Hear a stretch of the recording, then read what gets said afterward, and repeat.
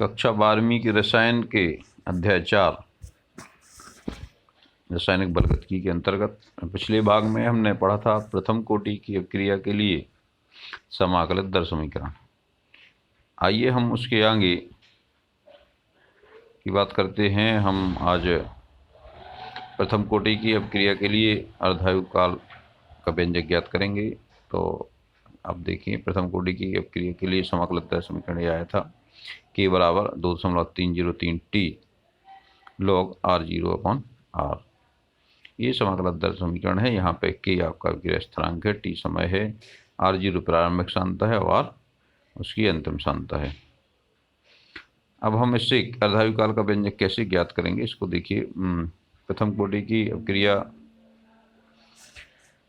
के समाकलित दर समीकरण से इसको ज्ञात करेंगे। आप जानती हैं कि अभिक्रिया का अर्धायु काल वह समय होता है जब अभिकारक की सांद्रता प्रारंभिक सांद्रता की आधी रह जाती है, यानी R बराबर हो जाएगा R0/2।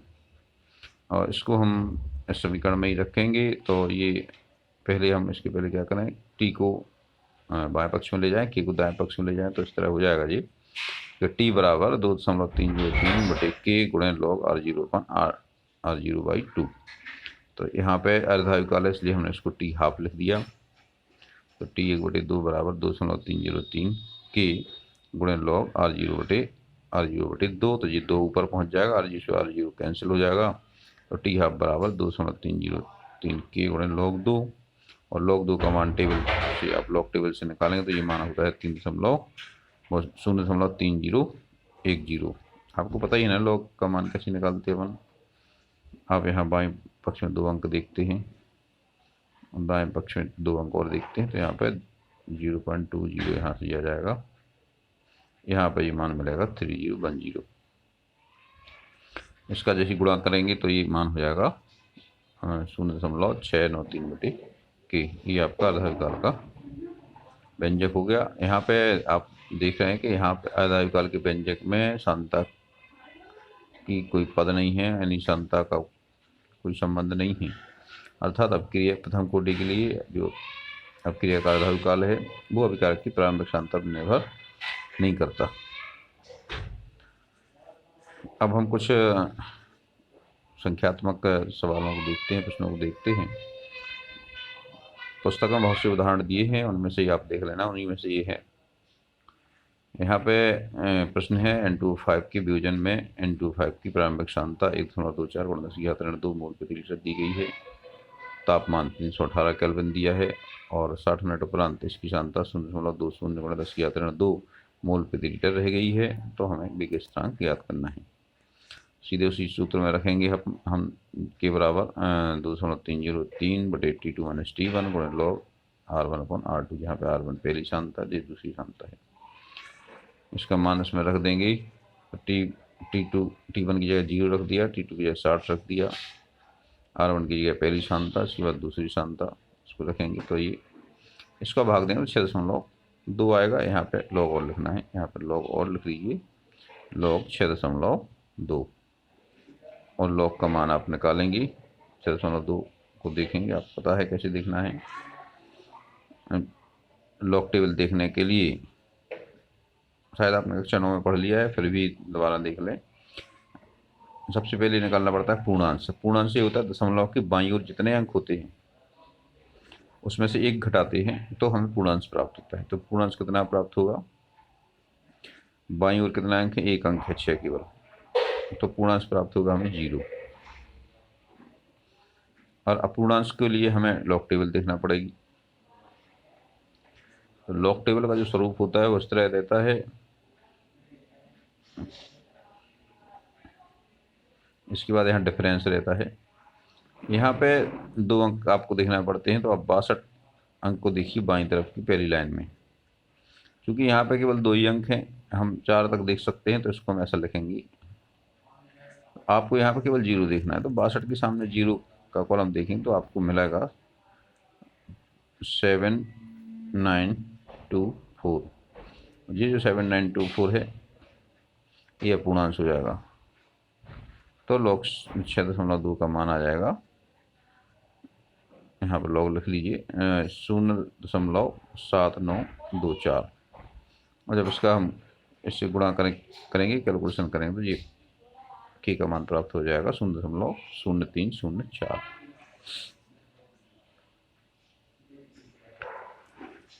इस तरह से द्वितीय कोटि की अपक्रिया के लिए वेग स्थिरांक के व्यंजक निकाले जा सकते हैं। अपने लिए ज़्यादा प्रासंगिक नहीं है, फिर भी ये मान आपको यहाँ पर दे दिए गए हैं। तृतीय कोटि के लिए ये निकलेगा और n कोटि के लिए ये निकलेगा। अब हम यहाँ मुख्यतः बात करने वाले हैं अपक्रिया वेग की ताप पर निर्भरता। आप जानते हैं बहुत सी अपक्रियाएं हैं जो ताप वृद्धि पर त्वरित हो जाती हैं, यानी वो उनकी जो दर है वो बढ़ जाती है, यानी ताप पर निर्भर करती हैं। उदाहरण के तौर पे हम N2O5 के वियोजन को लें तो 0 डिग्री ताप पर इसको करें तो इसका आधायु काल आता है 10 दिन। यही क्रिया यदि हम 25 डिग्री सेल्सियस पर करें तो इसका आधायु काल आता है 5 घंटे। यदि यही क्रिया 50 डिग्री सेल्सियस पर करें तो ये 12 मिनट में आधी हो जाती है, यानी आधायु काल इसका 12 मिनट है। तो रसायन सामान्यतः प्रयोगों द्वारा ये पाया गया है कि रासायनिक अपक्रिया के ताप में 10 डिग्री सेल्सियस की वृद्धि करते हैं तो वेग स्थिरांक का मान लगभग 2 गुना हो जाता है। तो किसी भी अपक्रिया की दर पर, उसके वेग पर ताप की निर्भरता को हम आर्हिनियस समीकरण द्वारा समझ सकते हैं। यानी आर्हिनियस समीकरण हमें ताप वृद्धि का प्रभाव दर्शाता है। इसके लिए k का मान बदल जाता है, k बराबर ए की पावर माइनस ई अपॉन आर टी। यहाँ पे जो a है ये स्थिरांक है, ये आपका आवृत्ति गुणक या आर्हिनियस गुणांक या पूर्व चरघातांकी गुणांक कहलाता है। ई एनर्जी ऑफ एक्टिवेशन यानी सक्रियण ऊर्जा है, इसकी का जूल प्रति मोल रखी गई है। और जो टी परम ताप है आपका परम स्केल पे, केल्विन स्केल पे, और आर आपका गैस स्थिरांक है। इस समीकरण की सहायता से हम इसी अपक्रिया पे ताप वृद्धि का प्रभाव देख सकते हैं।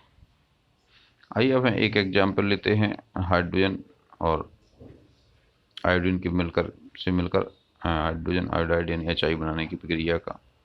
इस अपक्रिया में जब हाइड्रोजन यानी H2 और I2 का संघट्ट होता है तो एक मध्यवर्ती बनता है। मध्यवर्ती इस तरह रहता है जिसमें HH और II अपने रहते हैं, अपने मूल रूप में रहते हैं, लेकिन इनके H का I से बॉन्ड बन जाता है, जिससे मैंने बहुत अल्प समय के लिए ये संकुल बन जाता है, इसलिए हम इसको मध्यवर्ती कहते हैं। ये सक्रिय संकुल होता है, एक्टिवेटेड है, ये तुरंत ही HI अणुओं में टूट जाता है। तो जो मध्यवर्ती बनना है, मध्यवर्ती बनने के लिए एक निश्चित ऊर्जा की आवश्यकता होती है। जैसे ही मध्यवर्ती HI में टूटता है तो ये ऊर्जा का उत्सर्जन करता है। तो जो अभिकारकों की प्रारंभिक ऊर्जा है, इसको मध्यवर्ती बनाने के लिए जितनी ऊर्जा की आवश्यकता होती है, यानी अभिकारक की प्रारंभिक ऊर्जा है, इसमें हम कितनी ऊर्जा दें कि ये मध्यवर्ती संकुल बनाने के लिए आवश्यक ऊर्जा प्राप्त कर ले, तो इस ऊर्जा को हम कहते हैं सक्रियण ऊर्जा। यानी अब अभिकारकों को सक्रिय संकुल में बदलने के लिए प्रति मोल कितनी ऊर्जा की आवश्यकता होती है, ये आपकी सक्रियण ऊर्जा है, यानी एनर्जी ऑफ एक्टिवेशन है। यहाँ पे जो अपक्रिया का वेग है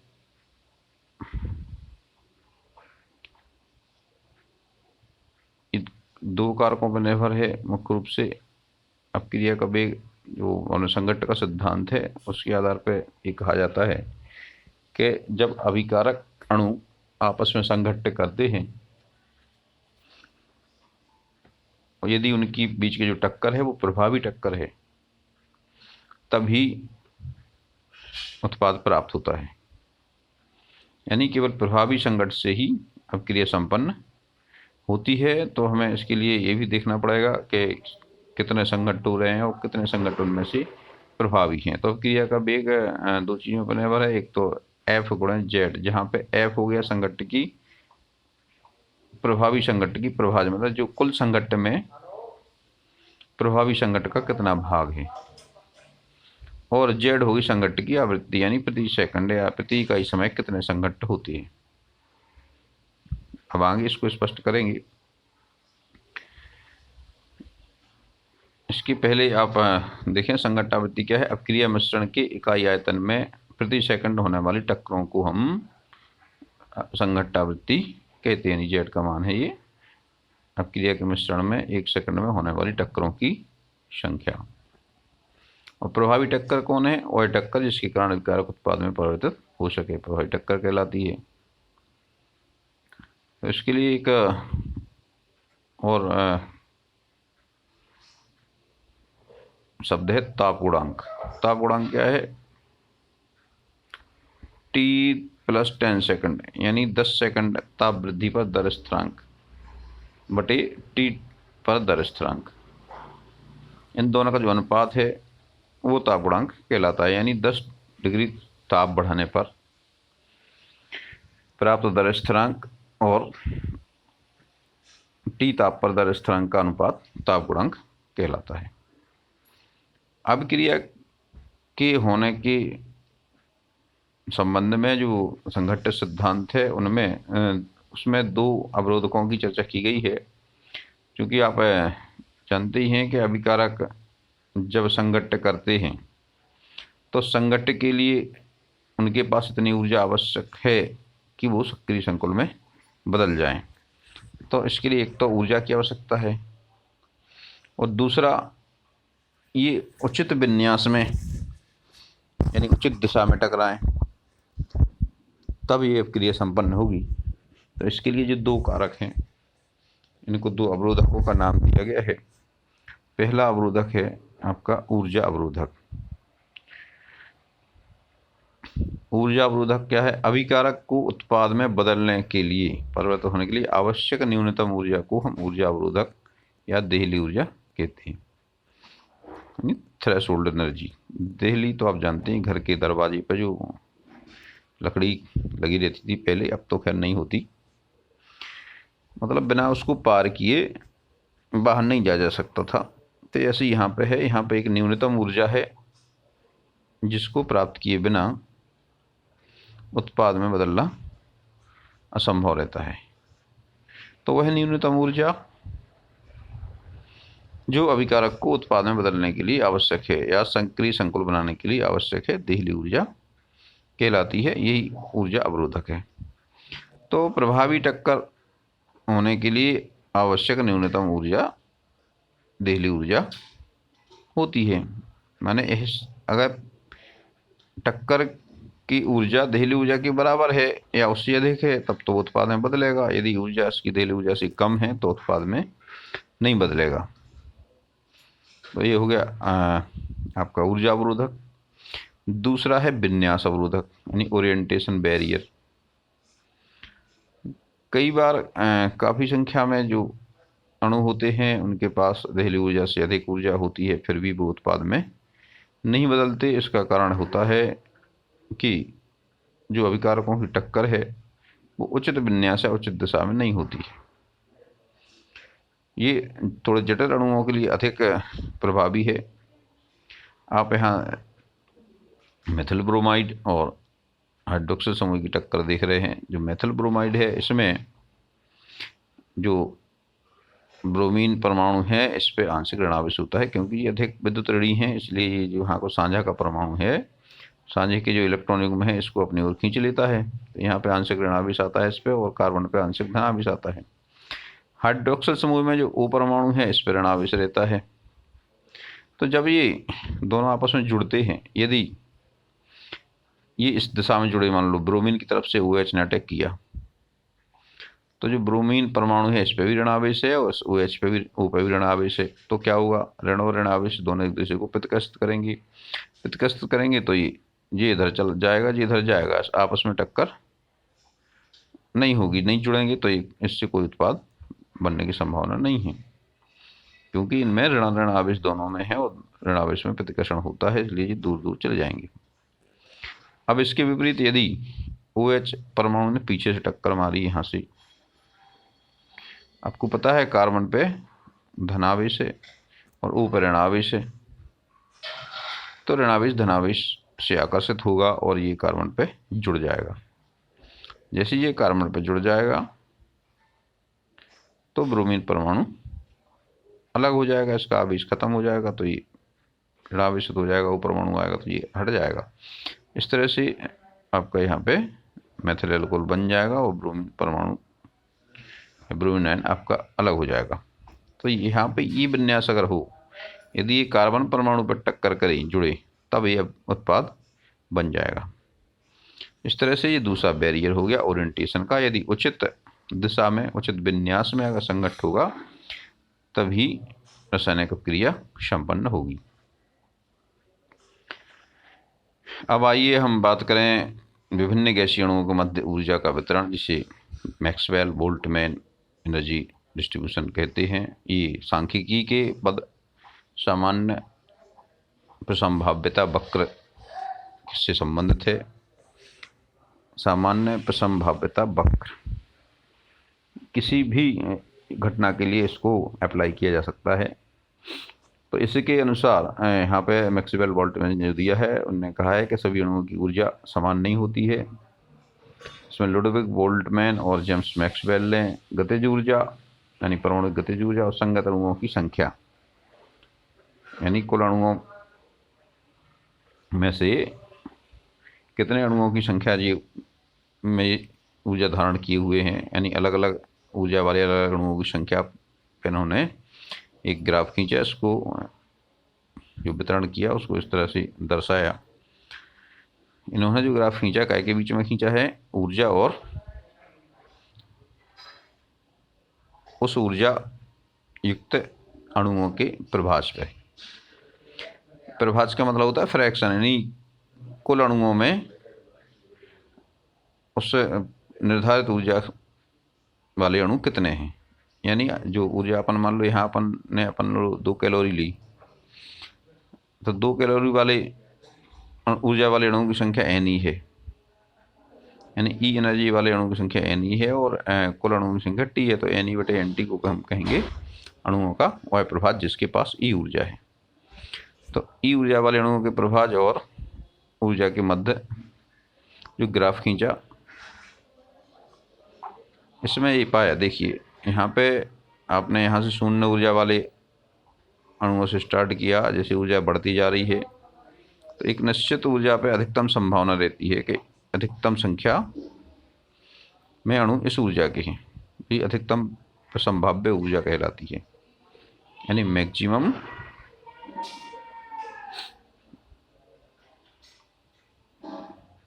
अणु उस ऊर्जा के होते हैं, यानी मोस्ट प्रोबेबल एनर्जी।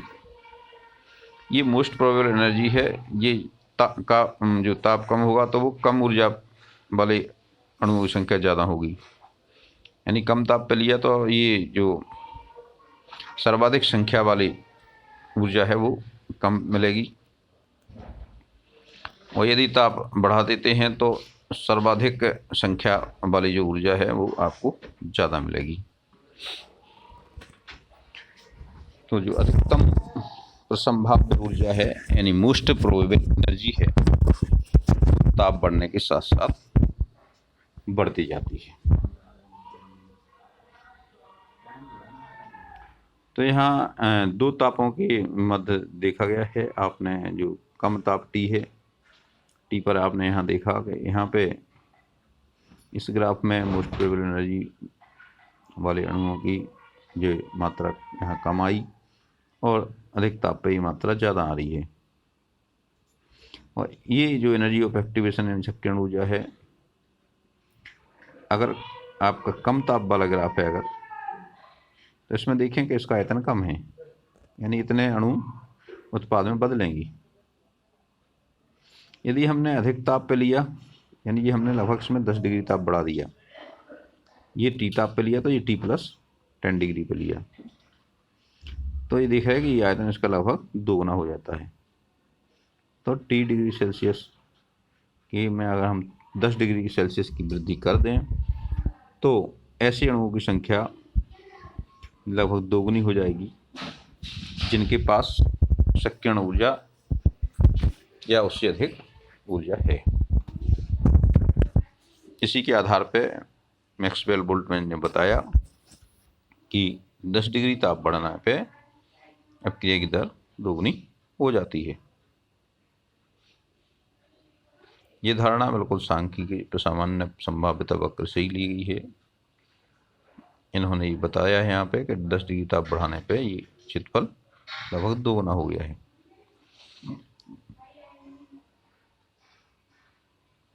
इससे हम सक्रियण ऊर्जा को पुनः परिभाषित कर सकते हैं। अभिकारक को उसकी सामान्य ऊर्जा से, यानी जो उसकी न्यूनतम ऊर्जा है,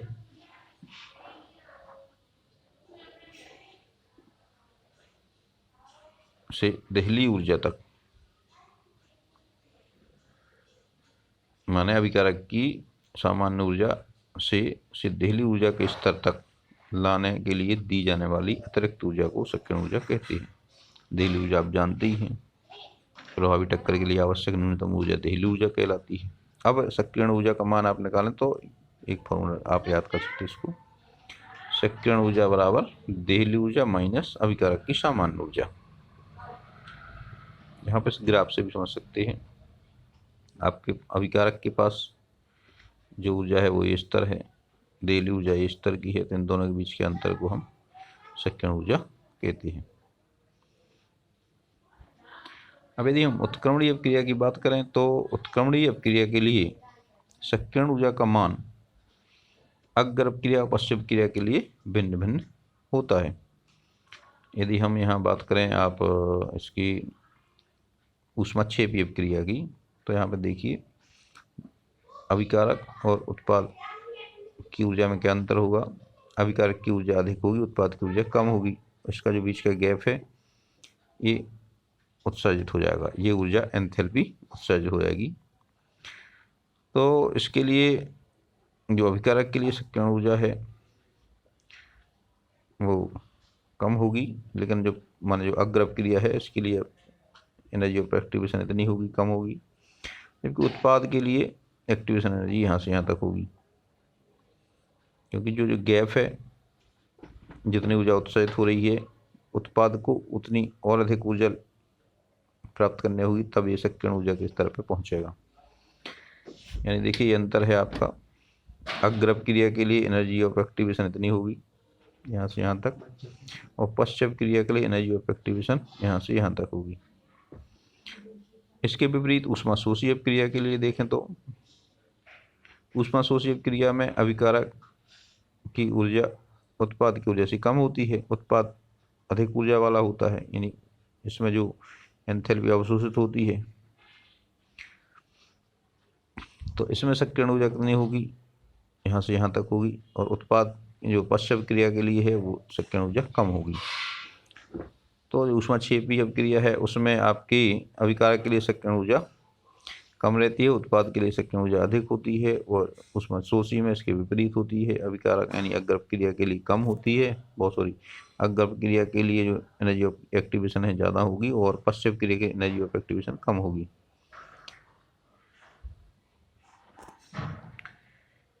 अब यहाँ पे हम फिर से बात करें आर्हिन समीकरण की। यहाँ पे जो समीकरण दिया है इसको याद कर लीजिएगा आप, के बराबर ए ई की पावर माइनस ई अपॉन आर टी। इसके मान आपको पता ही हैं, ए क्या है, आर्हिनियस गुणांक है, ई एनर्जी ऑफ एक्टिवेशन है, और आपका एस स्थिरांक है, टी उसका टेम्परेचर है।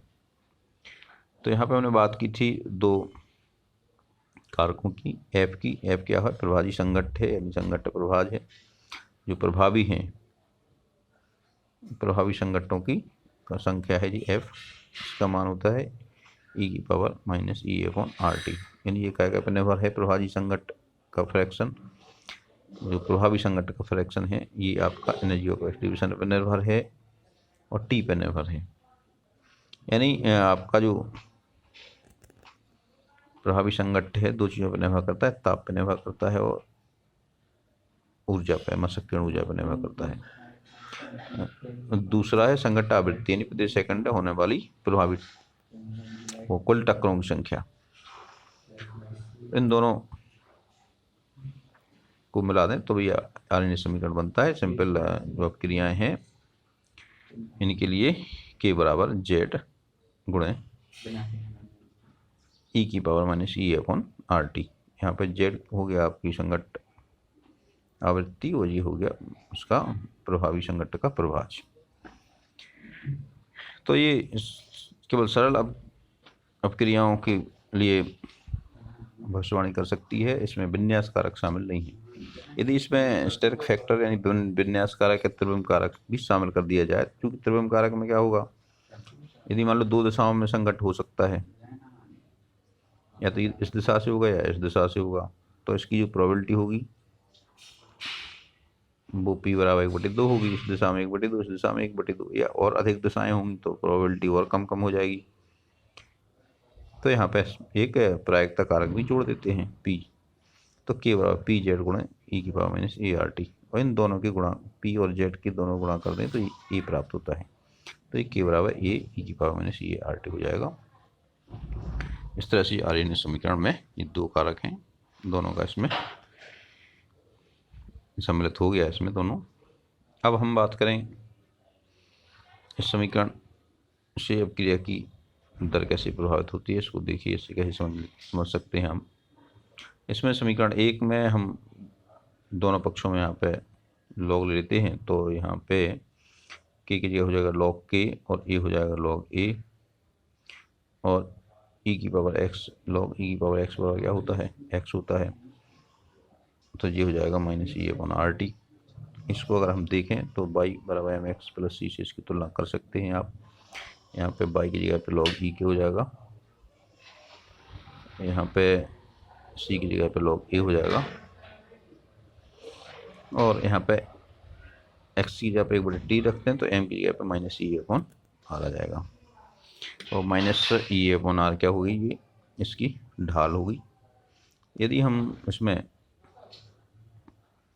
log की और 1/t के बीच ग्राफ खींचें तो जो वक्र प्राप्त होगा, ये वक्र हमें इस बिंदु से प्राप्त होगा। यहाँ पे अंतःखंड होगा log ई ए और इसकी ढाल होगी माइनस ई अपॉन आर। इस तरह से हम देख सकते हैं कि कैसे k का मान बदलता है ताप के आधार पर, यानी ताप और ताप के साथ साथ कैसे अपक्रिया की दर बदलती है। k का मान बदलेगा तो अपक्रिया की दर बदलेगी। हाँ, यहाँ पे हम log का जो नेचुरल बेस है उसको हम 10 में बदलेंगे, तो ये 2.303 से गुणा करना पड़ेगा। 2.303 log k बराबर minus e upon R T, यहाँ पे भी 2.303 गुणा कर देंगे, ये चेंज हो जाएगा। अब इसको हम पूरे समीकरण को 2.303 से भाग दे देंगे, तो ये यहाँ पर कट जाएगा। यहाँ पर ये 2.303 का भाग हो जाएगा, यहाँ भी 2.3 का भाग है तो ये कट जाएगा, तो इस तरह आ जाएगा log k बराबर माइनस ई upon 2.303 R T plus log e। हम इस समीकरण से भी ग्राफ बना सकते हैं, तो इसका जो ढाल है ये आएगा माइनस ई अपॉन 2.303 आर टी। यहाँ पर ये log 10 के बेस पे आ जाएगा log की 1/t आपका ऐसे ही रहेगा। तो इस समीकरण से हम अलग अलग तापों पे k के मान निकाल सकते हैं। तो आप इसको T1 पे K1 मान लें, निकल आएगा। T2 पे K2 मान लें, तो ये निकल आएगा। अब इन समीकरण 4 को 3 से घटा देंगे, 4 में से 3 घटा दो तो ये इस तरह से log K2 माइनस K बना जाएगा, और ये ई upon R T one minus ई अपॉन आर टी, क्योंकि ये माइनस में है तो ये घटेगा तो प्लस में हो जाएगा, तो ये आपका प्लस में हो जाएगा, ये माइनस में आ जाएगा। तो इस तरह से ये समीकरण बदल के log K2 अपॉन K1 बराबर E upon R into 1/T1 minus 1/T2 हो जाएगा। और आधार बदल देंगे तो 2.303 से गुणा कर देंगे। जैसे ही इससे गुणा करेंगे तो अब इसको इधर ले जाएंगे तो ये भाग में आ जाएगा, और हम इस तरह से समीकरण प्राप्त हो जाता है log K2 अपॉन K1 बराबर ई ए अपॉन 2.303 आर गुणा 1/T1 माइनस 1/T2। या इसको हम लघुत्तम ले लेंगे, एलसीएम ले लेंगे, तो इस तरह भी आ जाएगा log K2 अपन K1 बराबर E अपॉन 2.303 R गुणा T2 minus T1 upon T1 T2। इस समीकरण से हम अलग अलग तापों पे वेग स्थिरांक निकाल सकते हैं, इनकी तुलना भी कर सकते हैं, और उससे जो न्यूमेरिकल सवाल होंगे उनको भी आप हल कर सकते हैं।